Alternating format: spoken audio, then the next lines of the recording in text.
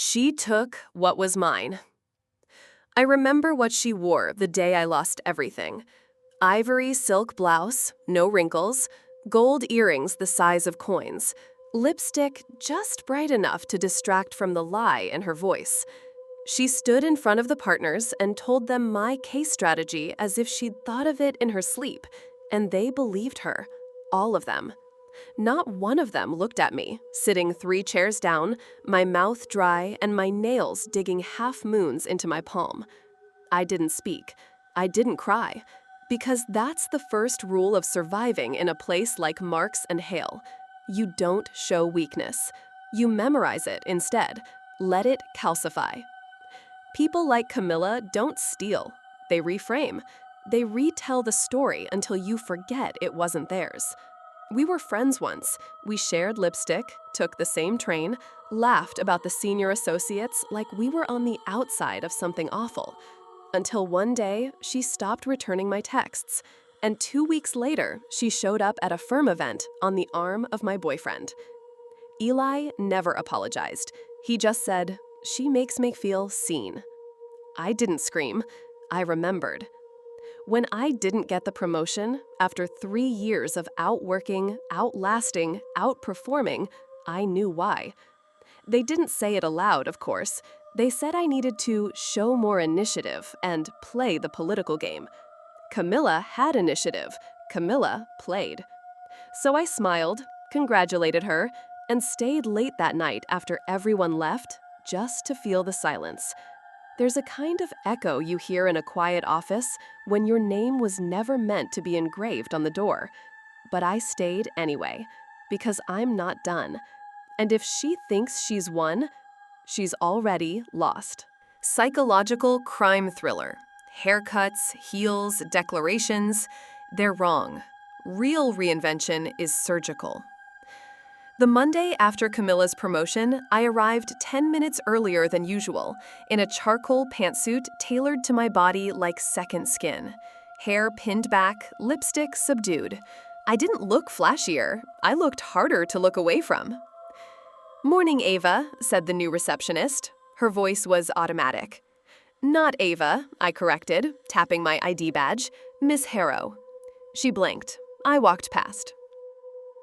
Julian Marks noticed me at 9:47 a.m. He always walked the floor once mid-morning, not because he needed to, because people watched him when he did. He paused at my desk, scanning the new documents I'd highlighted for the Simmons case, his case. I didn't flinch when he picked one up.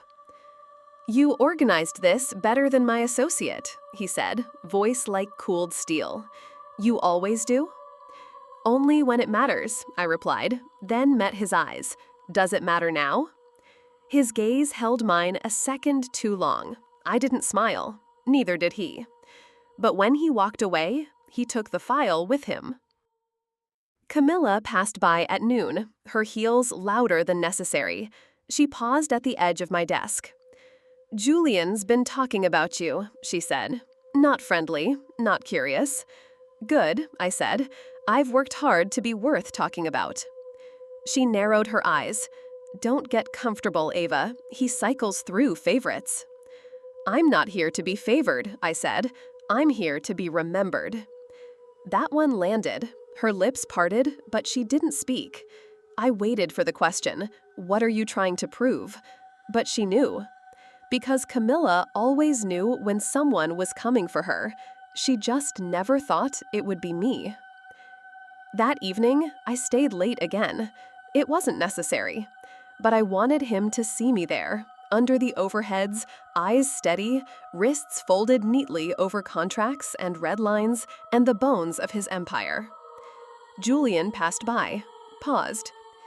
"You don't tire out, do you?" he asked, voice soft now. "Not for things that belong to me." He tilted his head. "And what exactly belongs to you?" I looked up, careful not to answer too quickly. "I'll let you know when I take it back." He texted me that night. "Eli, still awake?" "A little." "Eli, want to talk?" I didn't, but I said yes. He chose the rooftop bar we used to go to, the one with the overpriced wine and candles and old whiskey glasses. He was already there when I arrived. Same coat, same boyish grin like nothing ever burned between us. "I almost thought you wouldn't show," he said. I sat, took the wine he offered, and said nothing. "You look different." "Different good?" I asked. "Different sharp." That made me smile. He leaned in like he wanted to bridge something. "Camilla's been weird lately, accusing people, getting paranoid." "She always needed someone to blame," I said. "It's how she keeps control." His eyes flicked to mine. He knew I was talking about more than work. "Was it always about her?" he asked. "Back then?" It was the wrong question, or maybe the perfect one. I tilted my head. "Did you love her?" "I don't know. I think I loved how much she needed to win." And that's when I knew. He still didn't understand what was happening. He thought I came to talk. I came to measure what was left of his guilt, and whether I could still use it. Later, as I walked home, the city buzzed in fragments. Neon signs, honking taxis, distant music bleeding from apartment windows. I unlocked my door and stepped inside, to silence. Something was off. The folder from work, the one I'd left on my kitchen counter, was open. The pages had been flipped through. No forced entry, nothing taken, but someone had been here. And I knew who. Back at the office the next morning, I watched Camilla like a hawk from across the bullpen. Her smile was tighter, her voice louder, thinner. She was trying to hold control with both hands. She didn't know what I'd found. Not yet. I opened my drawer. Inside was a flash drive I'd swiped from HR's archived case logs 2 nights ago. I'd started scanning its contents: confidential complaints, internal memos, unfiled disciplinary notes. There, buried in a folder labeled Internal Roads, was a document time-stamped 5 months ago. Subject: interpersonal conflict, verbal threat. Involved: Rhodes, Camilla, Harrow. The accused, Ava Harrow, was overheard saying, "I'll make sure you regret it." No formal action requested, but noted for record. I never said that. But now I knew she'd filed something. Just enough to preemptively smear me. Just enough to plant a seed. She was playing long. She just didn't realize I'd learned how to play longer. The document didn't surprise me. Not really. Camilla always knew the power of being proactive. Strike first, bury the evidence later. What startled me was how detailed her paranoia had become. She wasn't just protecting her position anymore. She was scared. And fear makes people messy. At lunch, I saw my chance.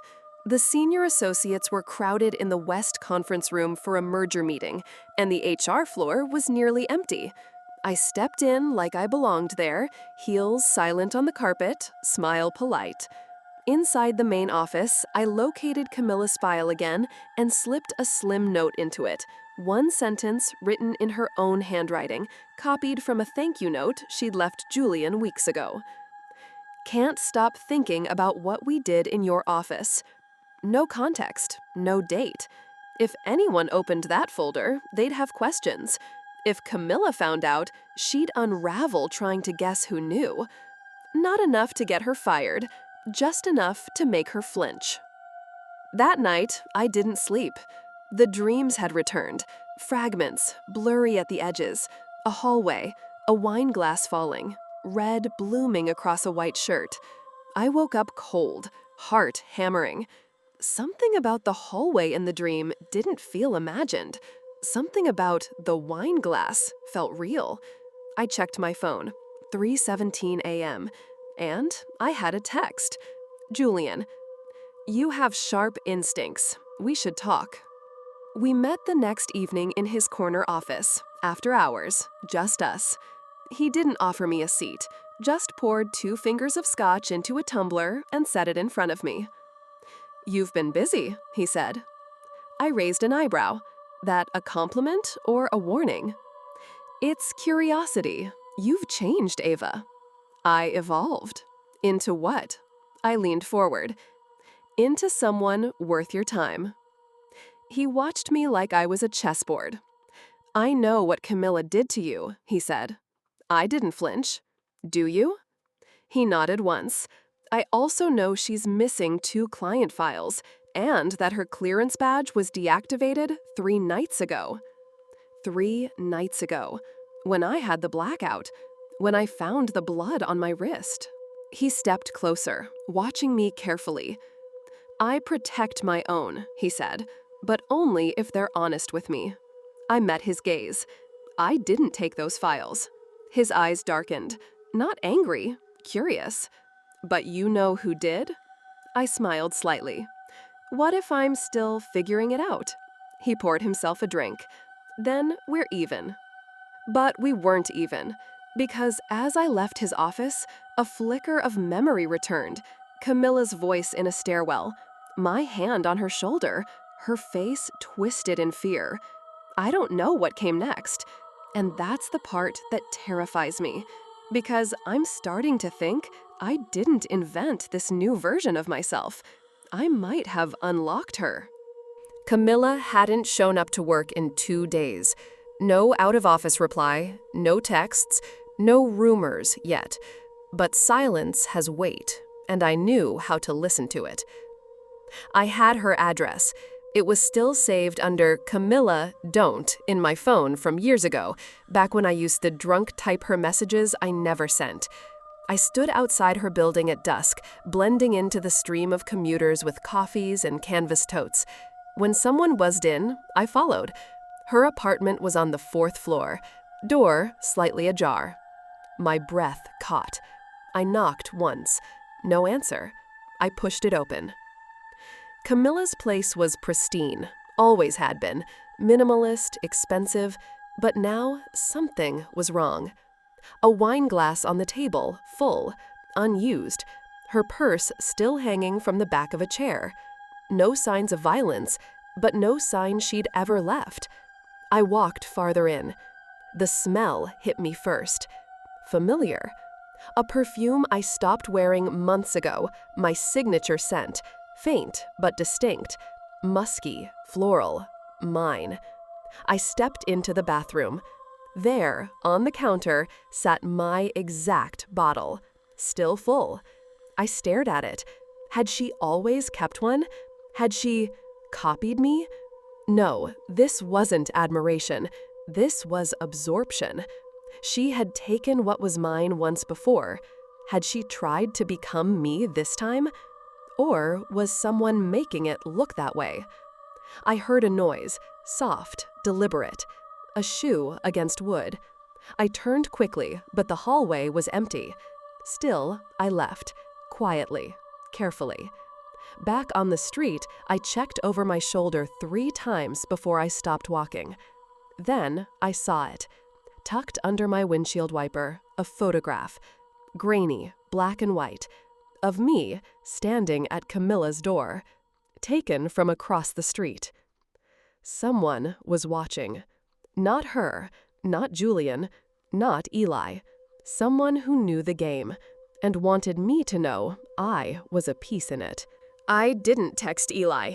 I showed up at his apartment.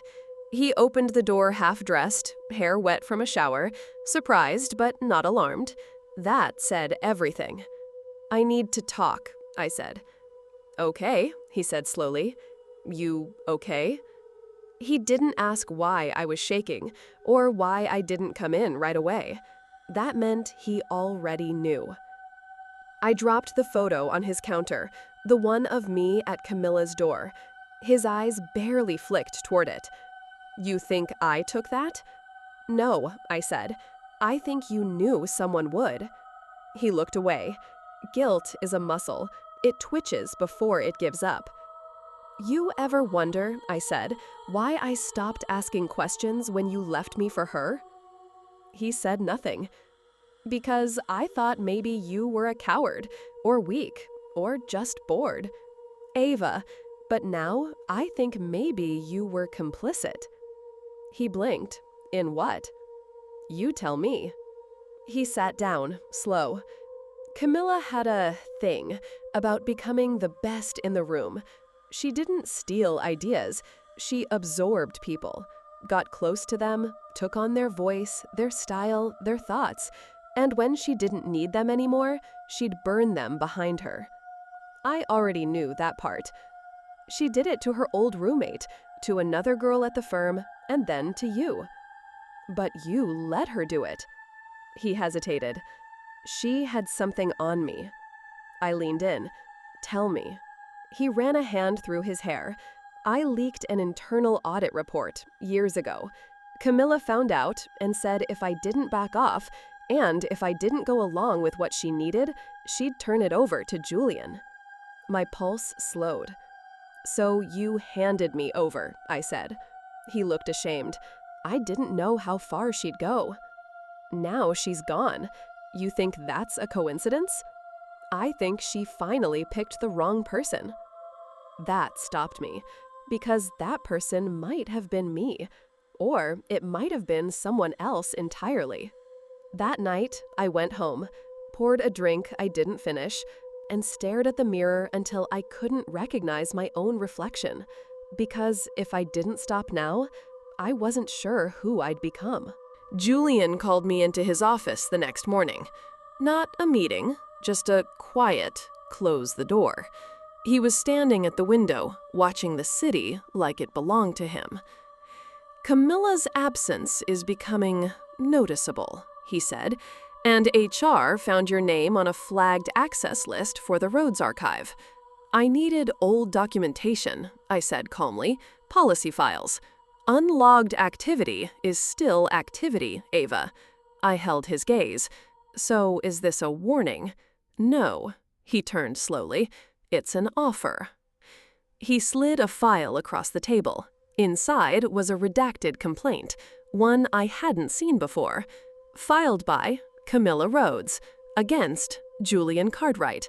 Allegation: pattern of coercive behavior, abuse of power, repeated incidents behind closed doors. I stared at it. That's not real, I said.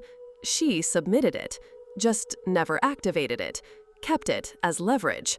I looked up. And now you want me to bury it? I want to know who I can trust, who's with me, and who's trying to play me. And if I don't answer, he smiled faintly, then I guess I'll have to decide who disappears next. I left the office shaking. In my bag, my phone buzzed. Blocked number. Voicemail. I played it. At first, static. Then, a voice. Faint. Breathy. You were there. You don't remember, do you? I froze. It wasn't Camilla. It was me. I couldn't breathe. I locked myself in the bathroom stall downstairs, heart pounding. It was my voice, panicked, soft, raw. From when? From that night. I'd blacked it out. I'd told myself there was nothing to remember. But something had happened. Something Camilla never meant to leave behind. And I was starting to think the reason I couldn't remember was because someone had made sure I wouldn't.